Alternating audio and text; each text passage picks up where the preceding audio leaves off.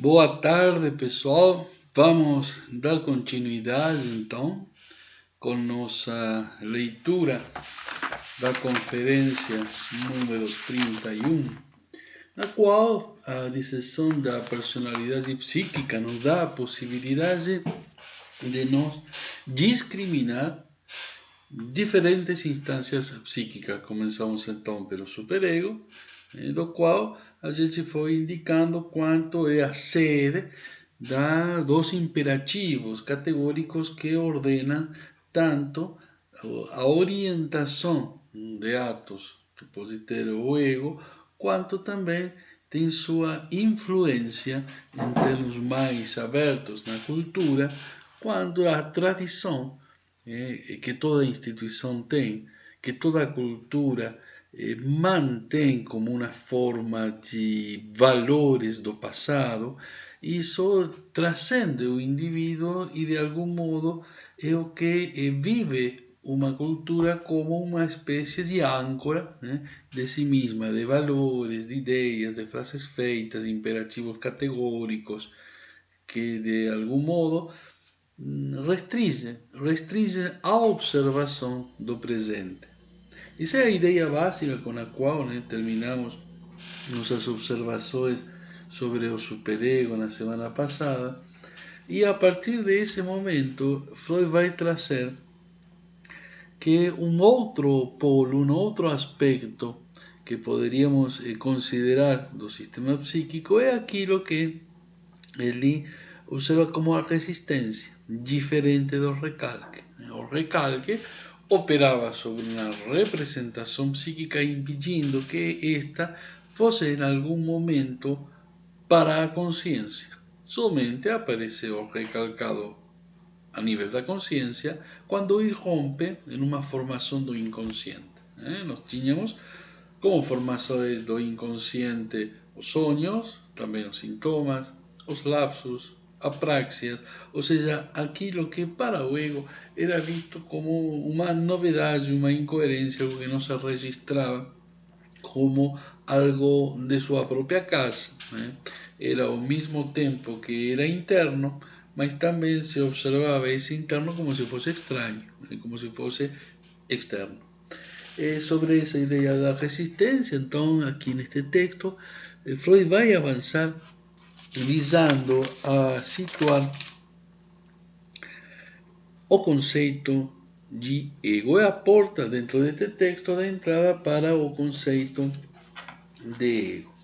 A resistência, então, se pergunta a ele, será que é equivalente ao recalcado? Não, não é. É ao contrário, poderíamos dizer, um processo pelo qual o ego se resiste, uma força que tem para se proteger de avançar com ideias, cadeias associativas, pensamentos que podem ir aproximando-se a algo que já foi recalcado e que pretende o ego manter como tal. Desse modo se protege do desprazer. Do desprazer que seria retornar novamente àquilo que por negativo, por desagradável, por seu caráter de nocivo, acaba sendo então recalcado.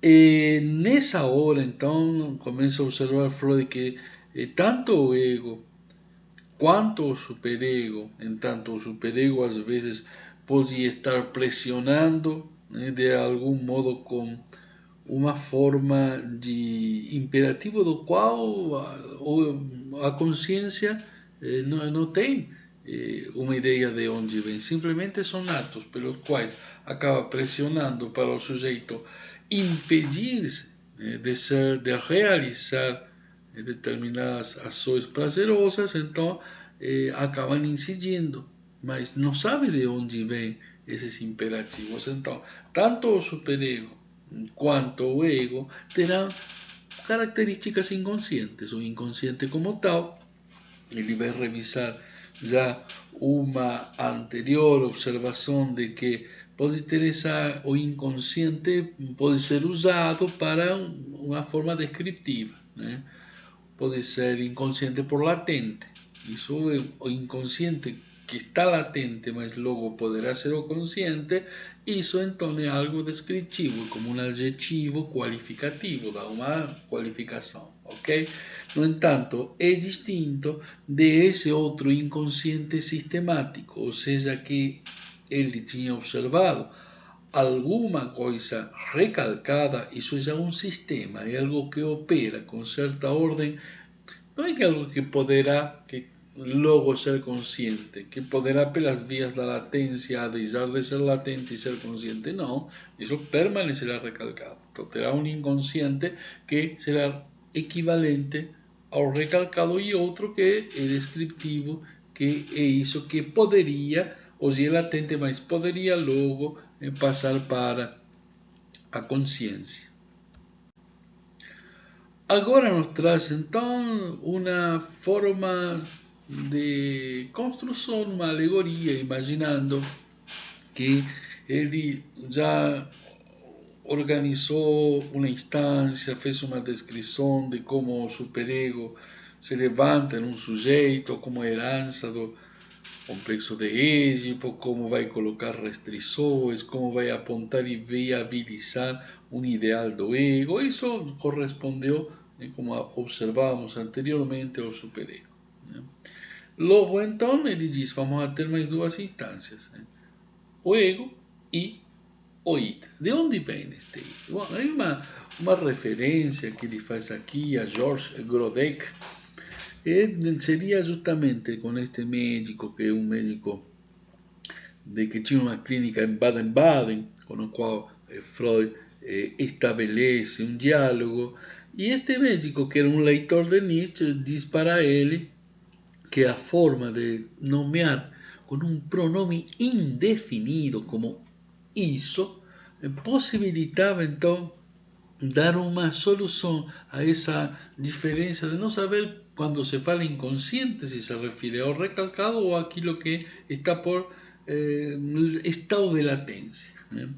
E aí ele então faz essa analogia, essa construção, imaginando que em um território, em um estado, por exemplo, pensei eu, Santa Catarina, você poderá ter uma região de llanos e córregos, outra região com a serra, quando a gente vai descendo a Serra do Rastro, chega então numa zona de praia.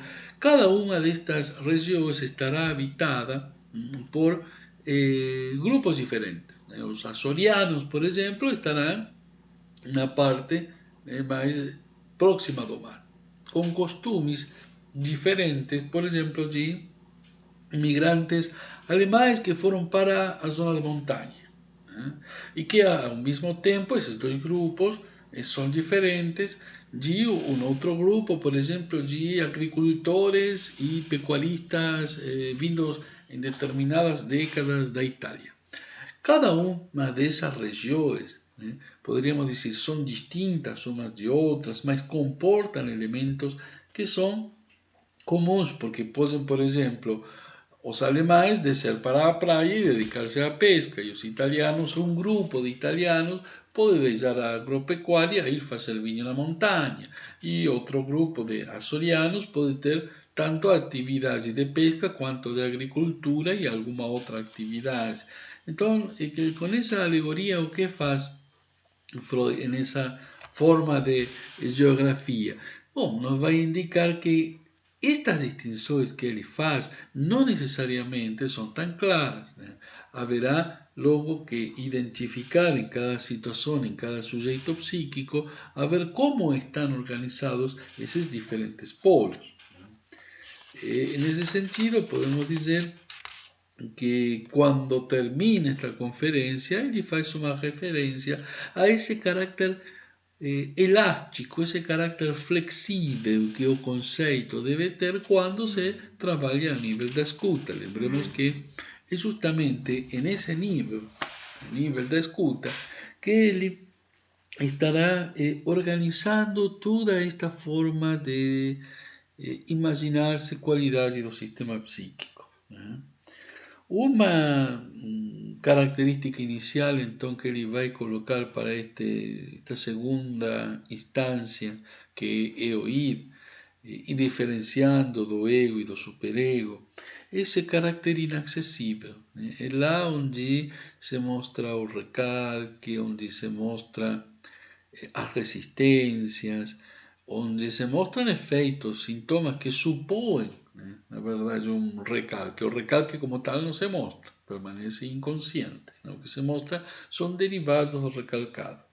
E nesse caráter inacessível, que só a gente consegue supor sua existência por cálculos, é onde ele vai situar o isso. Né? Através do sonho, através do sintoma, em razão da repetição do sofrimento. Porque a repetição, de fato, se uma pessoa sente, por exemplo, uma dor de cabeça quando sai na rua, não vai significar maior coisa com aquilo, simplesmente esperará que não seja algum vírus que pegou, né? E logo depois, se cada vez que sai em determinado horário na rua sente essa dor de cabeça, vai se colocar uma interrogação. Ou seja, a partir da repetição é que um signo pode ser observado como tal. Né? É signo referente a alguma coisa, a alguma ordem que já indica um valor. E nesse sentido, é importante nós pensar que a repetição cumpre um papel muito importante quando o sujeito vai indicar que algo está mostrando-se como uma força que implica essa repetição. E assim ele vai dizer, bom, pelo demais, é muito pouco que a gente vai dizer do isso enquanto forma de qualidades, de, por assim dizer, de descrever em detalhe todas as coisas positivas, não é tão assim. Muito mais fácil e muito mais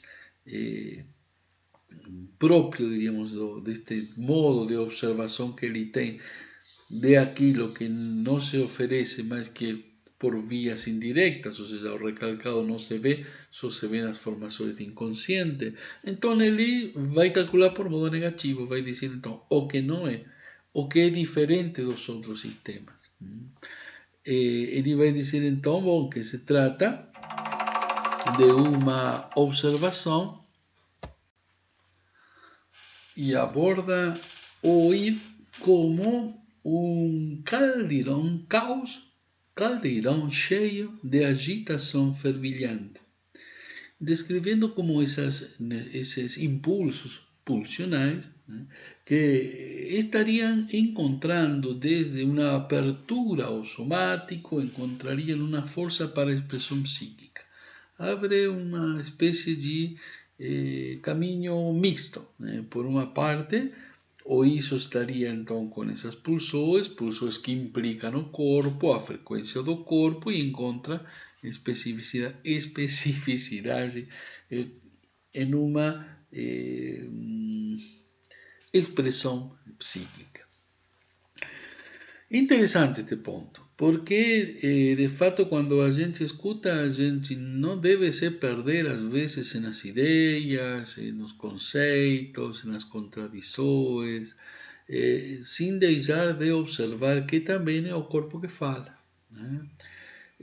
O corpo fala em sua periodicidade, na discriminação, às vezes por indicação, indicação indireta, de algumas, sim, o que outrora foi uma necessidade corporal, mas que toma a partir da complexidade da cultura, vai tomando um caráter mais social. Às vezes, a pessoa está organizando-se em torno da oralidade. No entanto, a gente vai escutar essa boca, que tem sua parte de âncora somática no corpo, em uma zona erógena, mas se fala, por exemplo, de festas, se fala, por exemplo, de costumes familiares, fala, por exemplo, de que gostou de alguém e quis parecer-se com a outra pessoa, incorporar traços da outra pessoa,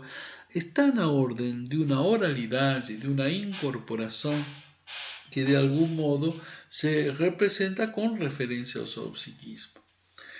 Manter esse lugar do corpo, quanto esse lugar do corpo para seu ego é ao mesmo tempo ligado, enlaçado ao semelhante, ao tempo em que se organiza a interrogação psíquica, a interrogação por si mesmo, é um aspecto que pensar na instância do ir nos permite, nos facilita manter um nível de escuta que possa incluir também o lugar do corpo.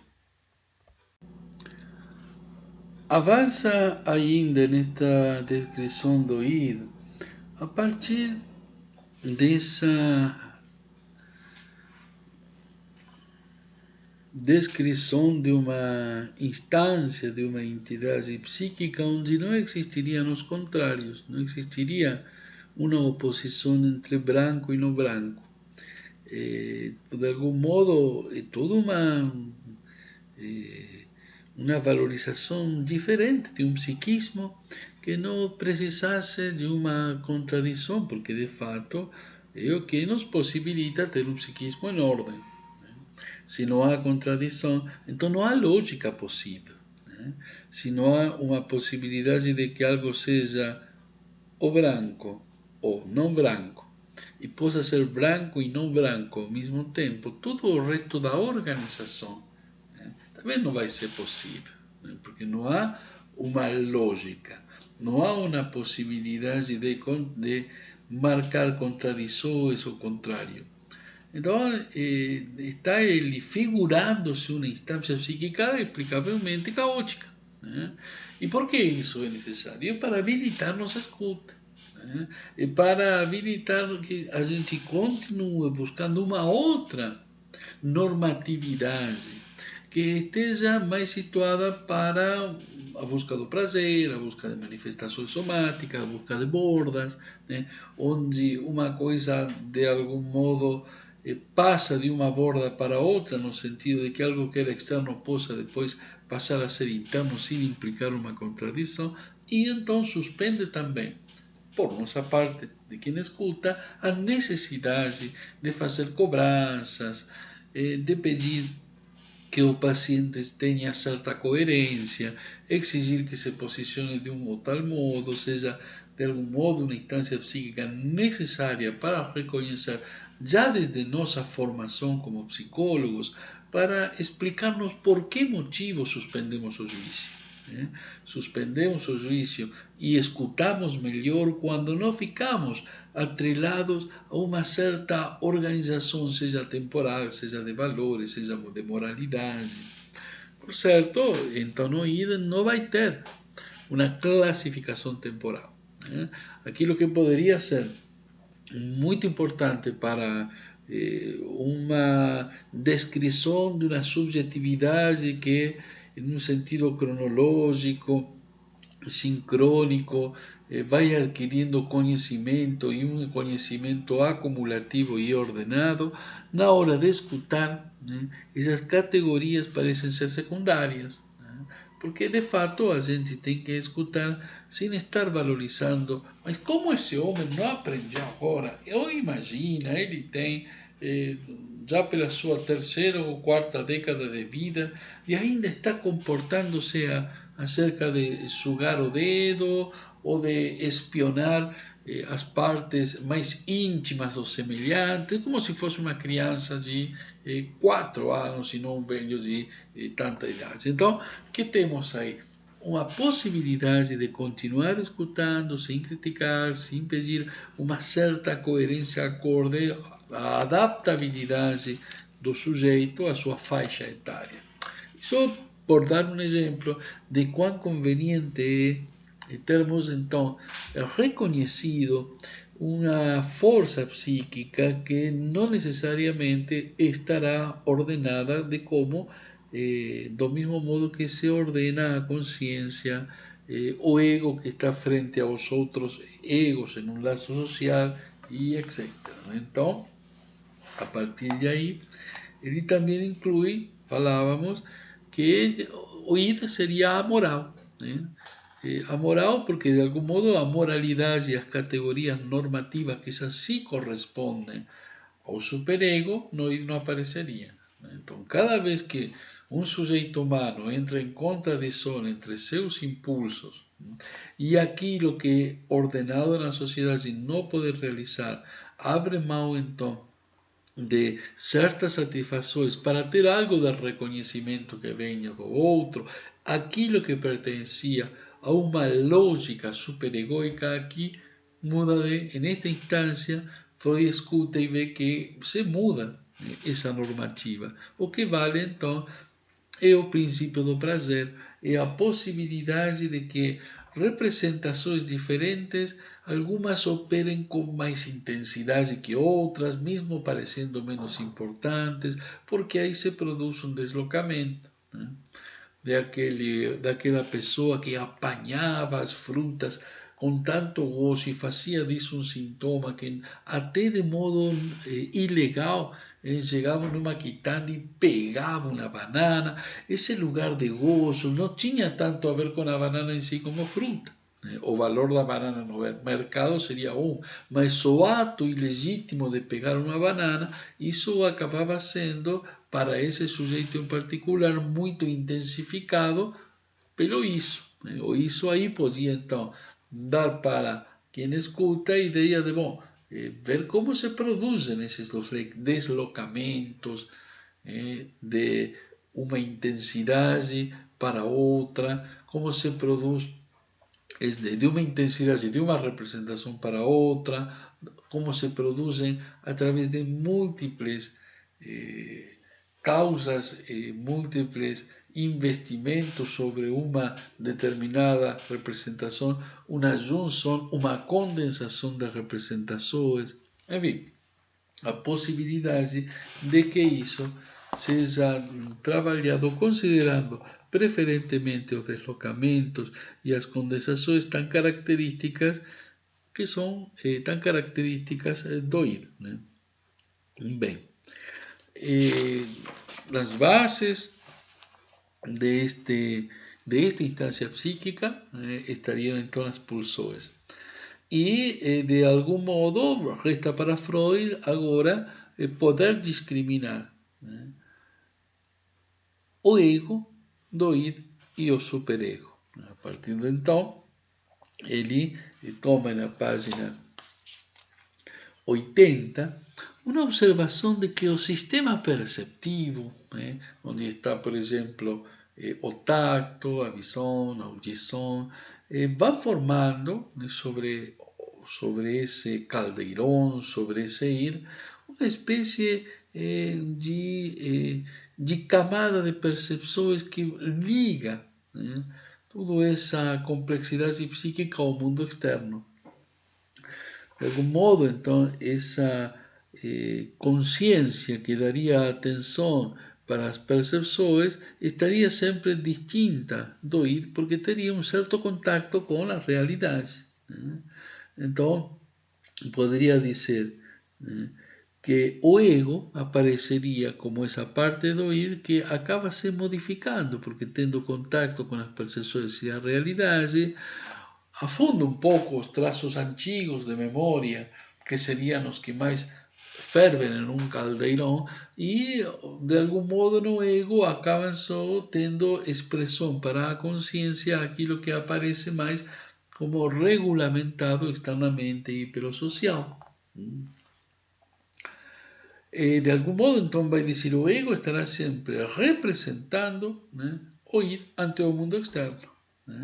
O id não se apresentaria, porque estaria em forte oposição com o superego, ante um espaço social desde suas lógicas originais. Não.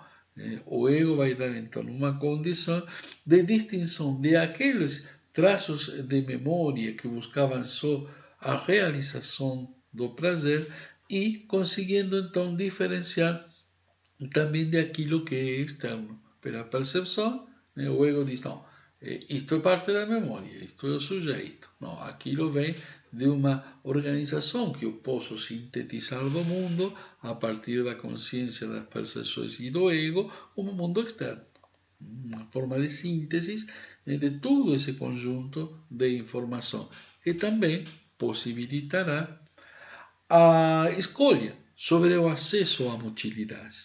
Né? Não é que a motilidade só possa ser preconsciente, porque haverá a praxis, por exemplo, né? Pretendia fazer uma coisa, comete um erro e cai. Uma vez um acidente, mas quando esse acidente está dentro de um contexto de sucessivas repetições, interrogações, aí levanta a questão, né? Será que não é uma praxis? Não será que essa motilidade já não depende do ato preconsciente? Bem, outra característica que vai colocar vai ser então em razão do tempo.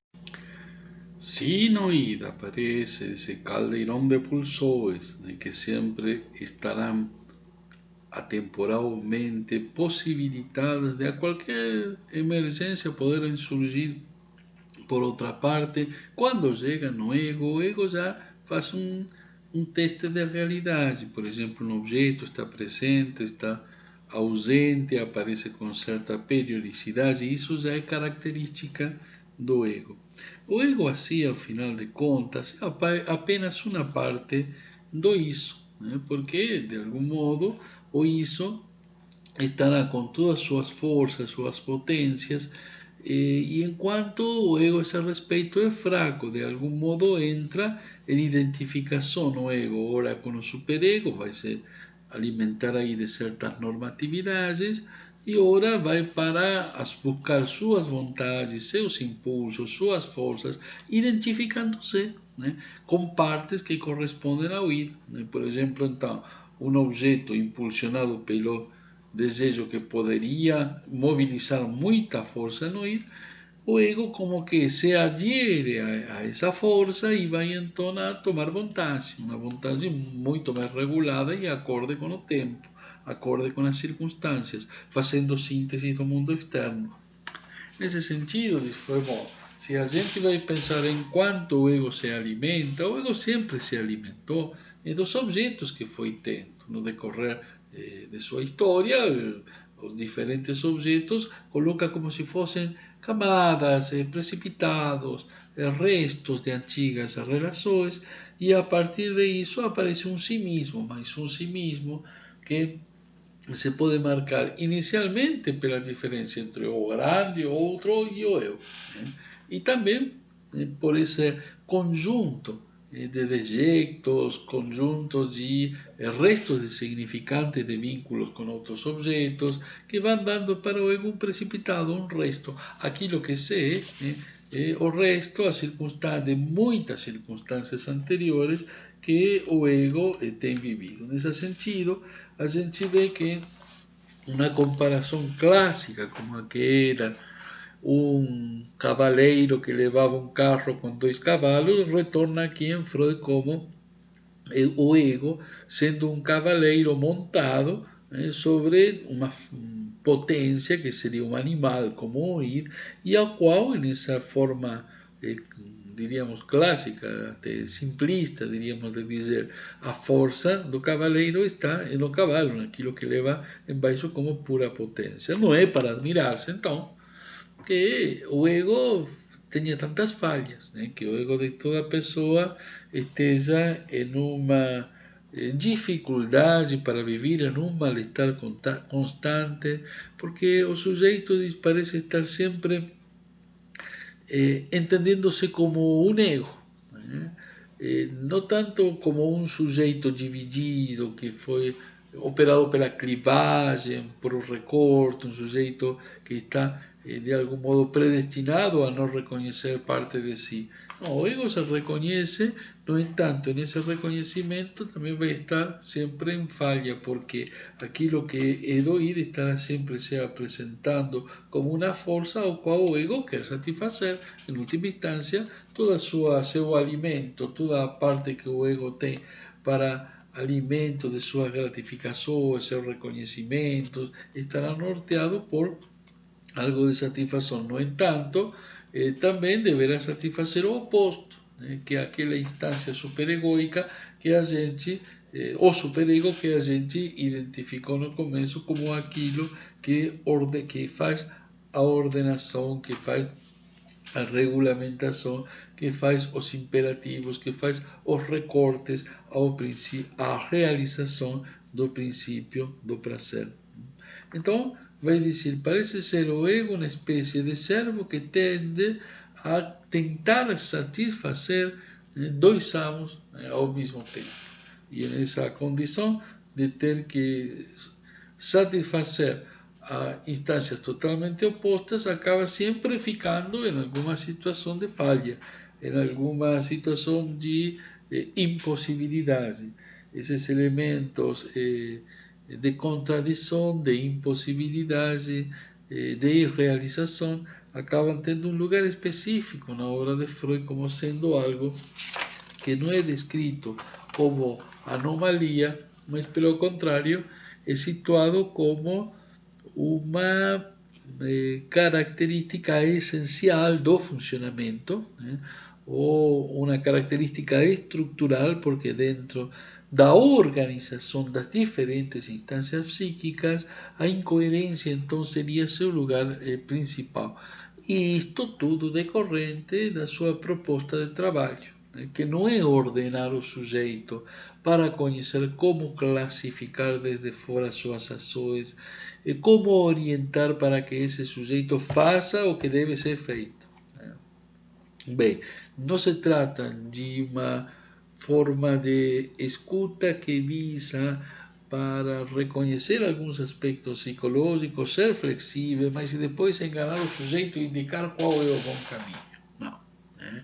Nesse sentido, Freud se poderia dizer que ele não menospreciou seus pacientes, ao contrário, ele acompanha o paciente até o paciente mesmo encontrar o ponto de clivagem, o ponto de corte de sua própria organização psíquica. Sim, ele vai sair como garantia, ele vai sair como um grande outro quando for necessário. No entanto, não deixa Freud de aparecer como aquele que consigue interrogar, não até esvaziar o pêssego e encontrar o caroço, não, é até esvaziar o caroço mesmo e encontrar nesse vazio de essência um modo de interrogar e colocar linguagem sobre o sujeito, colocar um sujeito que seja agente na própria leitura de si. Enfim, esta segunda tópica que foi feita em 1923, no diálogo com Grodeck, em diálogo com Nietzsche, pouco vem a dar uma abertura para uma forma de compreensão do psiquismo mais aberta, que permita dar certa contiguidade para aquilo que aparecia às vezes como contraditório, atemporal, sem noção de espaço, sem regras morais. Ao mesmo tempo, em uma outra volta sobre o mesmo problema, passava a ser a responder a imperativos, ser moralista, culpar o ego. Então, para dar uma continuidade na escuta, observem como estas três instâncias descriptivas do psiquismo permitem poder sustentar aquilo que era próprio da experiência freudiana. Bom, na conferência aparece perto do final com um esquema, e nesse esquema a gente pode discriminar o recalcado, como que se encontra a um lado da figura, que tem a ver o recalcado diretamente na sua fundação em confusão, se confunde com o inconsciente, mas o inconsciente um pouco também pode, e sabe Deus quanto, eu acho que é a expressão de Freud, parte do ego, sabe Deus quanto é inconsciente, e também o superego está na linha, uma linha que vai tanto de cima para baixo, de baixo para cima, onde está o superego, que também pode ser inconsciente, que pode ser todo um trabalho até chegar a provocar algo como recalcado e que terá sua emergência em sintomas e sonhos. Tudo isso será uma elaboração em um processo inconsciente. Como tal, a gente vê quanto do psiquismo humano é ativo, criativo e ao mesmo tempo pode ser escutado quando se tem esses instrumentos conceituais que foram abordados a partir da clínica. Bom, e a respeito do ego, para as próximas de nossas leituras, a gente continuará interrogando o ego. A gente trabalhou o superego e ego a partir desta conferência, que é a número 31, e continuaremos nossas leituras em razão do ego a partir de um texto anterior, um texto de 1914, intitulado Introdução ao Narcisismo. Né? O narcisismo, justamente, que diz investimento sobre o ego. Bom, até ficamos por aqui e continuamos então na próxima.